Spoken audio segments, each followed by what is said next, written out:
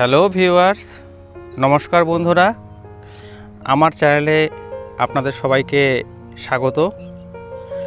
আজ আমি এসেছি বাগানে আপনাদের কিছু প্রশ্নের সমাধান দিতে, এবং আমার বাগানেও সম্প্রতি ওই একই জিনিস হয়েছে, সেটা নিয়েও আপনাদের সঙ্গে আলোচনা করতে আমি এসেছি আজ বাগানে।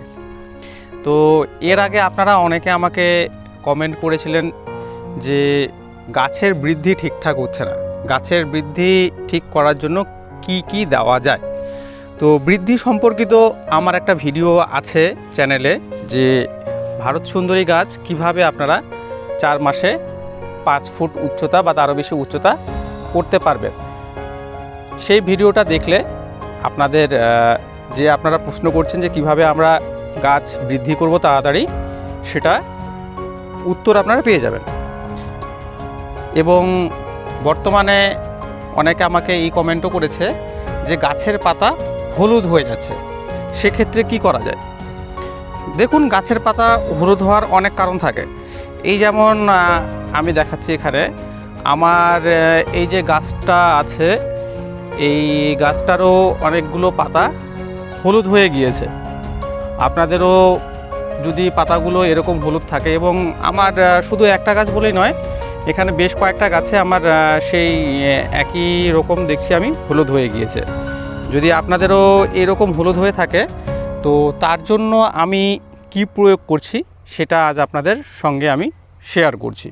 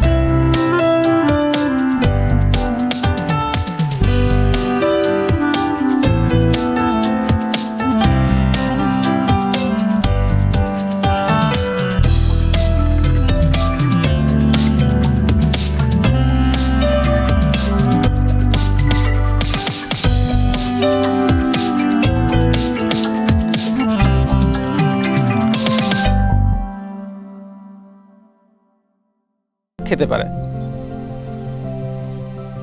তো এটিও একটি কারণ থাকে গাছের পাতা হলুদ হয়ে যাওয়ার জন্য।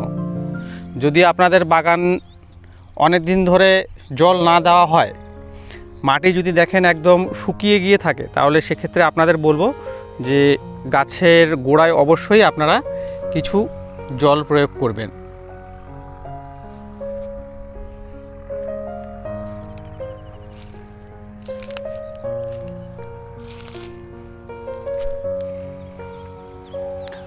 আমার এখানে বাগানে আজ আমার যে গাছের পাতা কিছু হলুদ হয়ে গিয়েছে, তার জন্য আমিও গাছে সেই ওষুধ স্প্রে করছি।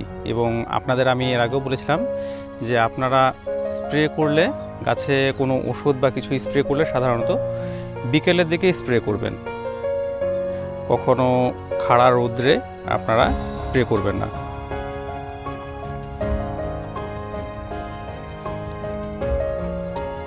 তাহলে এবার মূল প্রসঙ্গে আসা যাক, যে গাছের পাতা হলুদ হয়ে গেলে আমরা কি ব্যবহার করব। তাহলে একটু আগে আপনাদের আমি যা বলেছিলাম, যে আপনাদের গাছের যদি নিচের দিকে গোড়ার যে পুরনো পাতাগুলো আছে সেগুলো যদি এরকম হলুদ হতে ধরে, তাহলে আপনারা কি স্প্রে করবেন? অথবা যদি পুরোটা হলুদ না হয়ে এরকমও হলুদ হয়ে যায়, কোনো কোনো গাছের পাতাগুলো দেখছেন এখানে মাঝখানে কিছুটা হলুদ হলুদ হয়ে গিয়েছে, সেক্ষেত্রে আপনারা কী প্রয়োগ করবেন গাছে? চলুন তাহলে দেখে নেওয়া যাক যে আজ আমি গাছে কী প্রয়োগ করছি। এগুলো